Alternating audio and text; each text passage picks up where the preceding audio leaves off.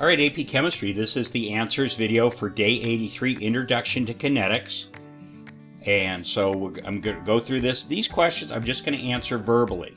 Okay, if you need to stop the video and listen to it a second time. Numeric problems I'll give you a numeric answer written down. Okay, so what issue does kinetics deal with? It deals with two issues. The rate or speed of a reaction, how fast a reaction takes place, and the rate mechanism, the series of steps that it takes for the reactants to go to products. It's not always done in just one step.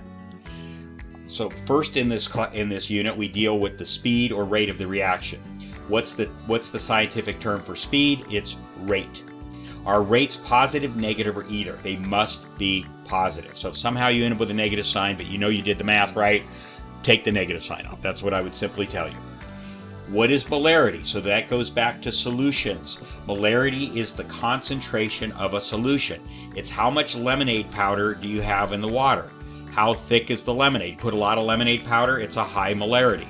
Not very much, it's kind of thin and watery, it's low molarity, okay? And it's moles of the solute, what gets dissolved over liters of solution. That's the solute and the solvent, the water put together. The solvent is almost always water in this class.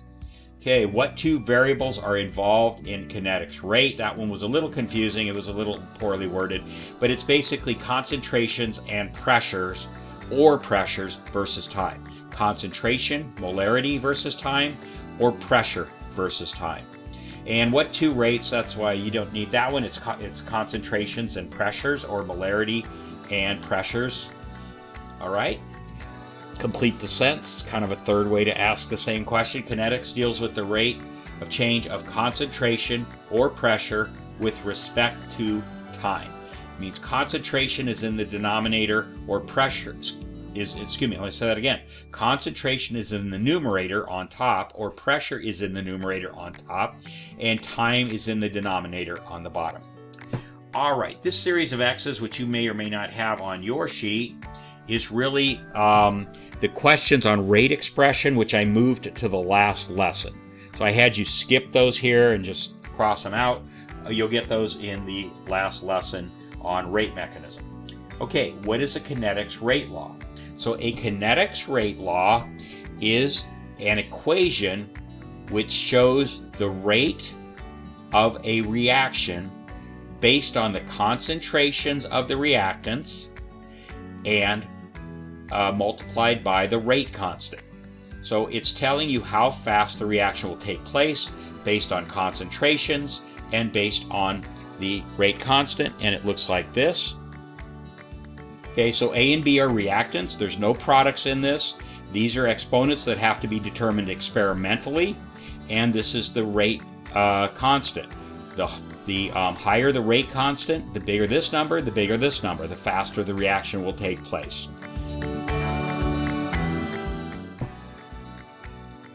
Okay, number 16, it says write the time-independent rate law for the following generic reaction. Okay, so you have a coefficient in front of this reactant, a coefficient B in front of this reactant, and then you have products. For kinetics, we don't care about products. They have nothing to do. So it's going to look like what I just wrote. Okay, so again, these are determined experimentally. And then once you have these and you have concentrations, you use 2 or 3 sets of concentration. You need to have 3 sets of concentrations and rates.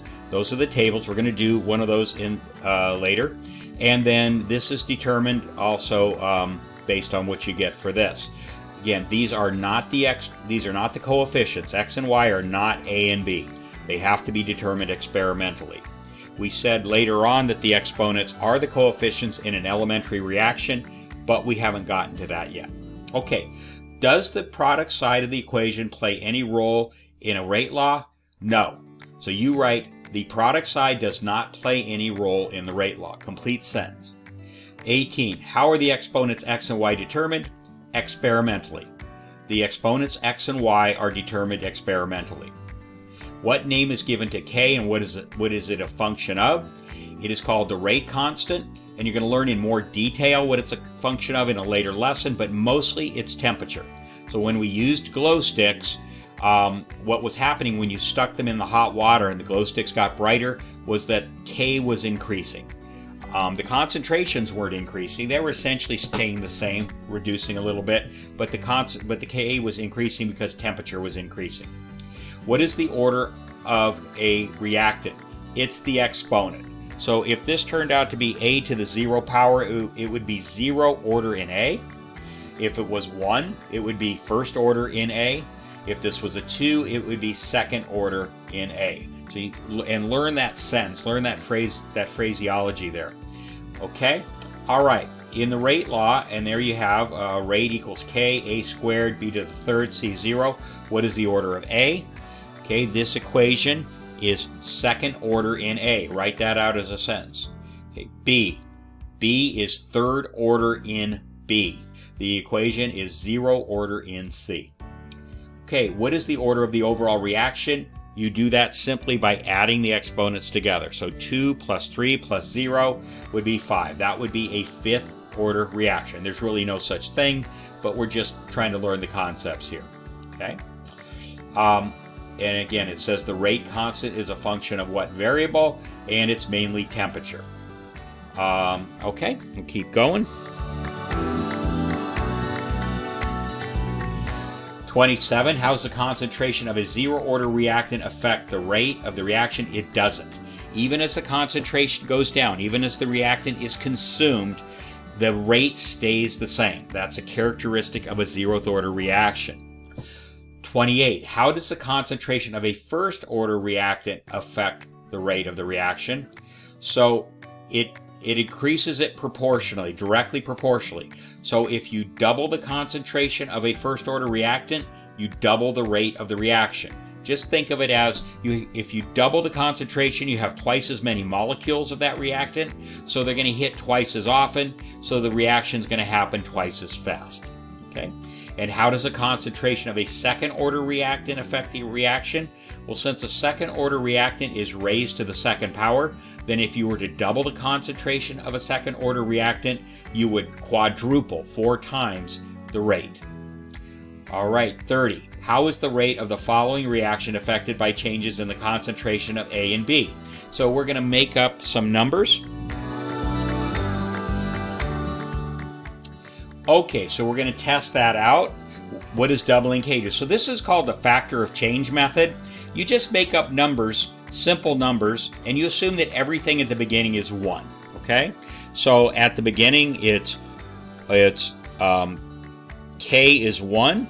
The concentration of A is 1 squared, and the concentration of B is to the first, whoops, and let me write that as a 1. You're going to say that's 1 also, and that's raised to the first power. So if you did all these, the math on this, you would end up with 1. So that's initially what you have. You're just making up some numbers. Let me be sure that's clear that this... Okay, so I rewrote that to be clear. So if everything is 1, except that has to be 2 because it's a 2 there, then you get 1 for the rate. Okay, what happens, it says, if you double K? So we'll write it down here. K gets doubled, so K becomes 2. Everything else stays as a 1. And therefore, the rate is 2. It's doubled. You double K, you double that. So rate K is doubling K doubles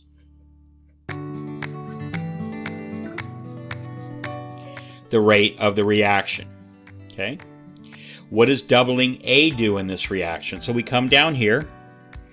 We're going to put K back to 1 again, its initial value, and we're going to make A doubled. Instead of 1, it's going to be 2. And this will stay as a 1. So that squares, it becomes 4. So that quadruples. If you double a second order reactant, let's double this, a second order reactant, you quadruple the rate of the reaction. Okay, and finally doubling B, this one. So we're going to put K back to 1, and we're going to put A back to 1 again also. And we're going to double B.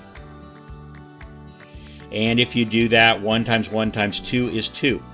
So doubling a first-order reactant doubles the rate of the reaction. Okay, and that concludes this lesson.